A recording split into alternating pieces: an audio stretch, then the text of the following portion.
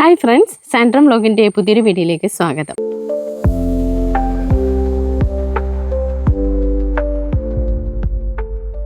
October മാസത്തിൽ വളരെ സിമ്പിളായി കൃഷി ചെയ്യാവുന്നതും വളരെ പെട്ടെന്ന് തന്നെ വിളവെടുക്കാൻ പറ്റുന്നതുമായ 10 ഇനം പച്ചക്കറികളെ പറ്റിയാണ് ഇന്ന് നമ്മുടെ വീഡിയോയിലോട്ട് പോകുന്നതിന് മുമ്പ് നമ്മുടെ ചാനൽ ആദ്യമായിട്ട് കാണുന്ന സുഹൃത്തുക്കളൊന്ന് സബ്സ്ക്രൈബ് ചെയ്യാൻ മറക്കരുത്. അതുപോലെ നമുക്കിപ്പോൾ 5 ലക്ഷത്തോളം സബ്സ്ക്രൈബേഴ്സ് ആയിട്ടുണ്ട്, എന്നാൽ പലർക്കും നോട്ടിഫിക്കേഷൻ ചെല്ലുന്നില്ലെന്ന് പറയുന്നുണ്ട്. നിങ്ങൾക്ക് ഉപകാരപ്രദമായിട്ടുണ്ടെങ്കിൽ തീർച്ചയായും ഒന്ന് ഷെയർ ചെയ്യാൻ മറക്കരുത്.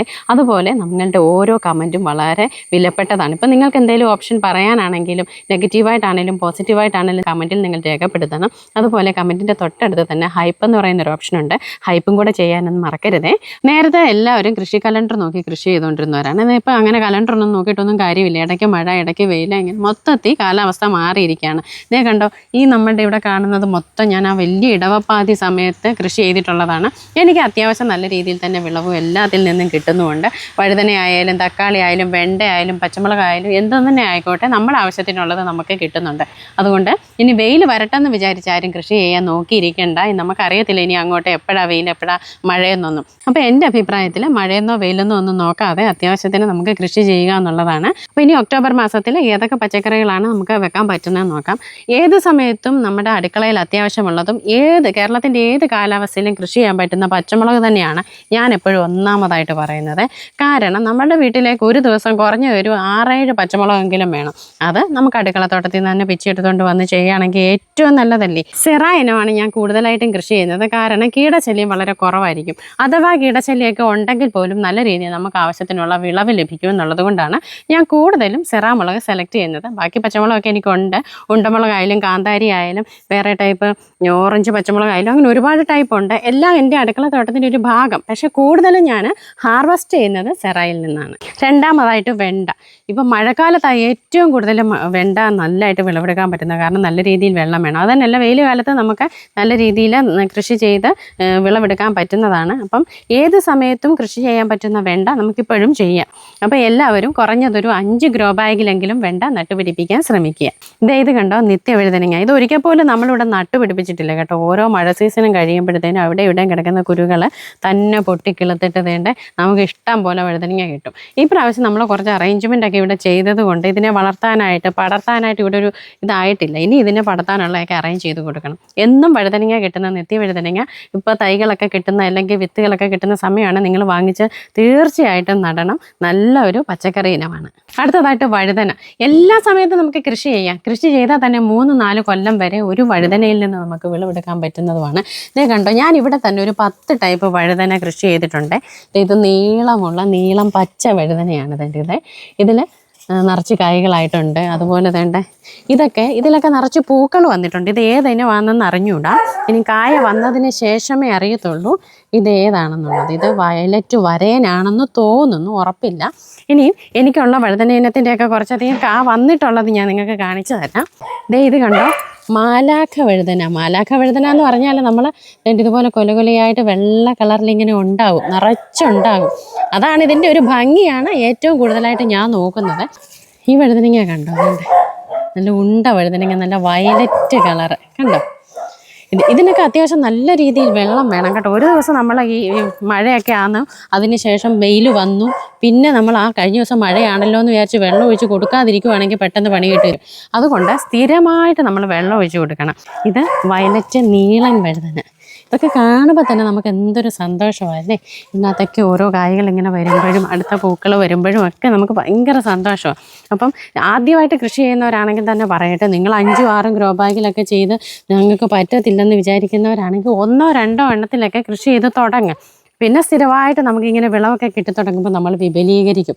ഇല്ലാത്ത സ്ഥലം ഉണ്ടാക്കി നമ്മൾ കൃഷി ചെയ്യും. അന്ന് ഞാൻ പറഞ്ഞിട്ടുണ്ടായിരുന്നു, നമ്മുടെ ഓരോ വീഡിയോയും കാണുന്നവർക്കറിയാം, നമ്മൾ നേരത്തെ ഓണത്തിന് വേണ്ടിയിട്ട് ബന്ധിച്ചിട്ട് വളർത്തിയിട്ടുണ്ടായിരുന്നു. അപ്പോൾ കീടശല്യം നമ്മുടെ പച്ചക്കറികൾക്ക് കൂടുതൽ ബാധിക്കാതിരിക്കാൻ വേണ്ടി ഞാൻ നമ്മളുടെ കൃഷിയിടത്തിൽ പല സ്ഥലത്തായിട്ട് ഇതിനെ കൊണ്ട് വെച്ചിട്ടുണ്ട്. അപ്പോൾ ഇതിൻ്റെ ഇടയ്ക്ക് ഒരു സുന്ദരക്കുട്ടപ്പം നിൽക്കുന്നതുണ്ടോ, അതെ, ചെടിച്ചട്ടിയിലൊക്കെ നിൽക്കുന്നതാണ്. ഇത് കുറ്റിക്കുരുമുളകാണ്. നമ്മളിവിടെ തന്നെ റെഡിയാക്കി കൊണ്ടുവന്ന് വെച്ചതാണ്. നമ്മളുടെ 7 കൊല്ലത്തിന് മുകളിലായിട്ട് വിളവ് തരുന്ന കുരുമുളക് വള്ളിയുടെ സൈഡിലോട്ട് വരുന്ന വള്ളിയിൽ നിന്ന് കട്ടിങ്സ് എടുത്തതിന് ശേഷം നമ്മൾ കൊണ്ടുവച്ചതാണ്. ഇത് ഏത് സമയത്തും സമയത്ത് 365 ദിവസവും നമുക്ക് വിളവ് കിട്ടുമെന്നുള്ളതാണ് ഇതിൻ്റെ പ്രത്യേകത. അപ്പം ഞാൻ പൊതുവേ ഈ കൂട്ടത്തിൽ കാണിക്കാനായിട്ടുള്ള കാരണം ഇപ്പോൾ ഈ കൃഷിയിടത്തിൽ ഇടയ്ക്ക് ഇതുപോലെ ചട്ടിയിലൊക്കെ ഒന്നൊക്കെ കാണാനും നല്ല ഭംഗിയാണ്. അതുപോലെ തന്നെ നമുക്ക് ഇടയ്ക്കിടയ്ക്ക് ഒന്ന് മീൻകറിയൊക്കെ വെക്കുമ്പോഴത്തേന് പച്ചക്കുരുമുളകാണെങ്കിലും വന്ന് എടുത്തുകൊണ്ട് പോയി ചതച്ച് നമുക്ക് അതിനകത്ത് ഇടുകയൊക്കെ ചെയ്യാം. അതും ഒരു പ്രത്യേക സന്തോഷമാണ്. അപ്പം ഇതിങ്ങനെ ചെയ്തിട്ടില്ലാത്തവർ അതും കൂടെ ഒന്ന് ചെയ്യണം കേട്ടോ. അടുത്തതായിട്ട് നമ്മുടെ തക്കാളിക്ക കേട്ടോ. സാധാരണ എല്ലാവരും പറയും വെയിലുള്ള സമയത്ത് മാത്രമേ തക്കാളിക്ക കിട്ടത്തുള്ളൂ. എൻ്റെ ഒരു അനുഭവത്തിൽ ഞാൻ ആ കഠിനമായ മഴയത്ത് പോലും ഷെയ്ഡിലൊക്കെ തക്കാളി പിടിപ്പിച്ചിട്ടുണ്ട്. ഇത് ഡയറക്റ്റ് മഴയും വെയിലും ഒക്കെ കൊള്ളുന്ന സ്ഥലത്താണ്. ഇത് ആ വലിയ മഴയത്താണ് നമ്മളിതിനെ നട്ടുപിടിപ്പിച്ചുകൊണ്ട് വന്നത്. ആ കുറച്ച് സമയത്ത് വെയിൽ കിട്ടുന്നതിനകത്ത് നന്നായിട്ട് പൂത്ത് തെടിപ്പ് നന്നായിട്ട് കാ കിട്ടുന്നുണ്ട്. ഇപ്പോഴും മഴയുണ്ട് ഇവിടെ. എന്നാലും ഞങ്ങൾ വേണ്ട കിട്ടിയാൽ കിട്ടട്ടെ എന്ന് പറഞ്ഞ രീതിയിൽ ഇടയ്ക്ക് ചീത്തയായി പോകുന്നതിനെ നമ്മൾ മാറ്റിയിട്ട് വേറെ വെച്ചൊക്കെ കൊടുക്കും. അങ്ങനെ സംരക്ഷിച്ചൊക്കെ കൊണ്ടുവരുവാണെന്നുണ്ടെങ്കിൽ നമുക്ക് എപ്പോഴും നമ്മുടെ വീട്ടിൽ തക്കാളിക്ക് എടുക്കാനായിട്ട് പറ്റും. ഇനി അടുത്തായിട്ട് നമുക്ക് കൃഷി ചെയ്യാൻ പറ്റുന്നതിന് നല്ല രീതിയിൽ തന്നെ വിളവെടുക്കാൻ പറ്റുന്നതും വളരെ പെട്ടെന്ന് എടുക്കാൻ പറ്റുന്നതുമാണ് ചീര. നമ്മൾ പലതരത്തിലുള്ള ചീര, സുന്ദരി ചീര, മയിൽപ്പീലി ചീര, ചുമന്ന ചീര, വളാത്തങ്കര ചീര, അങ്ങനെ പല ചീരകൾ വാങ്ങി വിത്ത് നമ്മൾ പാകിയിട്ടുണ്ട്. ഇനി അതെല്ലാം പറിച്ച് നടണം. അതിനുശേഷം നമുക്ക് അതിന് വേണ്ടുന്ന ലിക്വിഡ് വളങ്ങളെല്ലാം കൊടുത്ത് പെട്ടെന്ന് തന്നെ നമുക്ക് അതിനെ വിളവെടുക്കാൻ പറ്റും. പിന്നെ ഒരു കാര്യം കൂടെ പറയട്ടെ, ഇതിൻ്റെ ഇടയിൽ പറയുകയാണ്, നമ്മൾ ഈ കൃഷി ചെയ്യുമ്പോഴത്തേന് വളത്തിൻ്റെ കാര്യം എല്ലാവർക്കും ഒരു ഡൗട്ടായിരിക്കും. ഞങ്ങൾ ചെയ്യുന്നൊരു കാര്യം എന്ന് പറഞ്ഞാൽ അടിവളമായിട്ട് നല്ല പുളിപ്പ് മാറ്റിയ മണ്ണായിരിക്കും. വേപ്പിൻ പിണ്ണാക്ക്, ചാണകപ്പൊടി, എല്ലുപൊടിയും കൂടെ അടിവളമായിട്ട് കൊടുത്തിട്ടായിരിക്കും നമ്മൾ കൃഷി ചെയ്യുന്നത്. പിന്നെ നമ്മൾ ഇടയ്ക്കിടയ്ക്ക് ആഴ്ചയിൽ എന്തെങ്കിലും ജൈവ സ്ലറികൾ ഒഴിച്ചു കൊടുക്കാറുണ്ട്. കടലപ്പിണ്ണാക്ക് പൊളിപ്പിച്ച് ഒഴിച്ചു കൊടുക്കുവോ, കിച്ചൺ വേസ്റ്റിൻ്റെ സ്ലറി എടുത്ത് കൊടുക്കുവോ, അങ്ങനെ ലിക്വിഡായിട്ട് കൊടുക്കുകയാണെന്നുണ്ടെങ്കിൽ തന്നെ ഇപ്പം മഴ ആയതുകൊണ്ട് നമ്മൾ ലിക്വിഡായിട്ട് കൊടുക്കും. മഴ ഇല്ലാത്ത സമയം നോക്കി വൈകുന്നേരങ്ങളിൽ വളം കൊടുക്കുകയാണെങ്കിൽ ചെടിക്ക് പെട്ടെന്ന് വലിച്ചെടുക്കാനായിട്ട് സാധിക്കും. അന്നേരം അത് വളർച്ചയെ ബാധിക്കത്തില്ല. ആഴ്ചയിൽ കുറേശ്ശെ വളമാണ് നമ്മൾ കൊടുക്കുന്നത്.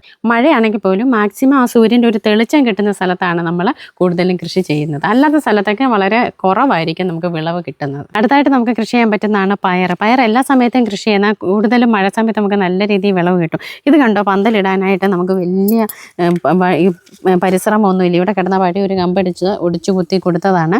ഇതിൽ തന്നെ ആദ്യത്തെ കായ്കളാണ് വിളവ് വരുന്നത് കണ്ടോ. ഇനി ഇത് പടന്ന് ഇതിൽ മൊത്തം അങ്ങാകും. നമുക്ക് ആവശ്യത്തിനുള്ള വിളവ് കിട്ടാൻ വേണ്ടിയിട്ട് ഇങ്ങനെ ഒരു കമ്പ് കൊത്തി കൊടുത്താൽ മതി. അത് അല്ലാതെ വലിയ രീതിയിൽ പന്തലിടേണ്ട കാര്യം ഒന്നും തന്നെ ഇല്ല. ഇതുപോലെ തന്നെ പടർന്ന് കയറുന്നുള്ളതായിട്ട് പാവൽ, പടവലം എല്ലാം നമുക്ക് ഈ സമയത്ത് കൃഷി ചെയ്യാൻ പറ്റും. അമരവർഗ്ഗത്തിലുള്ള അമരയ്ക്ക, ചുരയ്ക്ക, പീച്ചിങ്ങ അങ്ങനെ വരുന്നതെല്ലാം നമുക്ക് ഈ സമയത്ത് നല്ല രീതിയിൽ തന്നെ കൃഷി ചെയ്യാൻ പറ്റും. ഇപ്പം തന്നെ കുറ്റി അമരയെന്നും കുറ്റി ബീൻസ് അങ്ങനെ ഒത്തിരി ഹൈബ്രിഡ് കാര്യങ്ങളെല്ലാം വരുന്നുണ്ട്. അതൊക്കെ ഏത് തന്നെയാണെങ്കിലും നമുക്കിപ്പോൾ കൃഷി ചെയ്യാനായിട്ട് പറ്റും. പിന്നെ കോവലിന് പക്ഷേ നല്ല രീതിയിൽ പന്തൽ വേണം. നമ്മളവിടെ പന്തൽ ഒരുക്കിക്കൊണ്ടിരിക്കുകയാണ്. പടർന്ന് ഇപ്പോൾ കയറുന്നതേ ഉള്ളൂ. ഇനി അത് നല്ല രീതിയിൽ അങ്ങോട്ട് വളമൊക്കെ ഇട്ട് കൊടുത്ത് കഴിയുമ്പോഴത്തേന് നന്നായിട്ട് അങ്ങോട്ട് കയറി വന്ന് നമുക്ക് പെട്ടെന്ന് തന്നെ വിളവെടുക്കാനായിട്ടൊക്കെ സാധിക്കും. ഇനിയിപ്പോൾ ഏറ്റവും പ്രധാനപ്പെട്ട ഒന്നാണ് നമുക്ക് ശീതകാല പച്ചക്കറി. സാധാരണ നവംബർ ഡിസംബർ മാസങ്ങളാണ് ശീതകാല പച്ചക്കറിയൊക്കെ കൃഷി ചെയ്യുന്നത്. എന്നാൽ ഇപ്പോൾ കാലാവസ്ഥയൊക്കെ ഒരുപാട് മാറിയെന്ന് പറഞ്ഞില്ലേ, നമ്മൾ ഒരു മാസം പുറകോട്ട് ചിന്തിക്കുകയാണെങ്കിൽ നമുക്ക് അന്നേരത്തേനുള്ള നല്ല രീതിയിൽ കൃഷി ചെയ്യാൻ പറ്റത്തുള്ളൂ. ഇപ്പോഴേ നമ്മൾ ശീതകാല പച്ചക്കറിയായ cabbage, cauliflower, broccoli, cabbage, carrot, beetroot, കൊച്ചുള്ളി, സവോള ഇതുപോലെ ശീതകാലത്തിനോ പച്ചക്കറിയായിട്ട് നമ്മൾ ചെയ്യുന്ന ഏത് കാര്യവും ഈ സമയത്ത് നമുക്ക് കൃഷി ചെയ്യാനായിട്ട് പറ്റും. അന്ന് ആ വലിയ മഴയ്ക്ക് നമ്മൾ കൃഷി ചെയ്തുകൊണ്ട് ഇന്ന് അതിൽ നിന്ന് നമ്മൾ വിളവെടുക്കുന്നു. ഇനി അടുത്ത വരും മാസങ്ങളിൽ നമുക്ക് വിളവെടുക്കണ്ടേ? ഇതേ കണ്ടോ, ഇവിടെയായിരുന്നു നമ്മൾ നേരത്തെ ബന്ധിച്ചെടി വെച്ചിട്ടുണ്ടായിരുന്നത്. നമ്മൾ അതിനെ ഇവിടെ നിന്ന് മാറ്റി അടുത്ത ഗ്രോ ബാഗെല്ലാം മണ്ണിൻ്റെ പുളിപ്പ് കളയാനായിട്ട് ഇവിടെ എല്ലാം സെറ്റ് ചെയ്ത് വെച്ചിട്ടുണ്ട്. ഇനി അടുത്ത തൈകൾ നമ്മൾ പാകിയിട്ടുണ്ട്. റെഡി ആകുമ്പോഴത്തേന് ഇവിടോട്ട് നമ്മൾ പറിച്ചു നടും. അടിവളം കൊടുത്തിട്ട് പറിച്ചു നടും. എന്നിട്ട് അടുത്ത കൃഷിയും തുടങ്ങും. അങ്ങനെ കണ്ടിന്യൂസ് ആയിട്ട് നമ്മളൊരു ചെയിനായിട്ട് തന്നെ കൃഷി ചെയ്യുന്നുണ്ട്. അതുപോലെ ഇഞ്ചി, മഞ്ഞളും ഒക്കെ നമ്മുടെ വീട്ടിലെ ആവശ്യത്തിന് വേണ്ടി ഗ്രോ ബാഗിലോ തറയിലോ ഒക്കെ ആയിട്ട് നമുക്ക് നടാം. ഞങ്ങൾ സീസണൊന്നും നോക്കാതെ ഇടയ്ക്കിടയ്ക്ക് നടുന്നുണ്ട്. ഒത്തിരി ഒന്നും കിട്ടിയില്ലെങ്കിലും നമ്മുടെ വീട്ടിൽ അത്യാവശ്യത്തിനുള്ളതൊക്കെ നമുക്ക് കിട്ടുന്നുണ്ട്. ഇതുവരെ കൃഷിയൊന്നും ചെയ്തിട്ടില്ലാത്ത സുഹൃത്തുക്കൾ 2 or 3 ഗ്രോ ബാഗിലൊക്കെ ആയിട്ട് സ്റ്റാർട്ട് ചെയ്ത് ഇപ്പോൾ തന്നെ കൃഷി തുടങ്ങിക്കൂ. അതുപോലെ മഴയൊക്കെ കാരണം കൃഷി മാറ്റി വെച്ചിരിക്കുന്നവരും ഇപ്പോൾ തന്നെ തിരിച്ചു വന്ന് കൃഷി തുടങ്ങിക്കൂ. നമുക്ക് വിഷരഹിതമായിട്ടുള്ള പച്ചക്കറി വളരെ കുറച്ചാണെങ്കിലും നമ്മുടെ അടുക്കള തോട്ടത്തിൽ നിന്ന് എടുക്കാം. അപ്പോൾ ഇന്നത്തെ വീഡിയോ നിങ്ങൾക്ക് എല്ലാവർക്കും ഉപകാരപ്രദമായെന്ന് വിശ്വസിക്കുന്നു. മറ്റൊരു വീഡിയോയുമായി വീണ്ടും കാണാം. നന്ദി.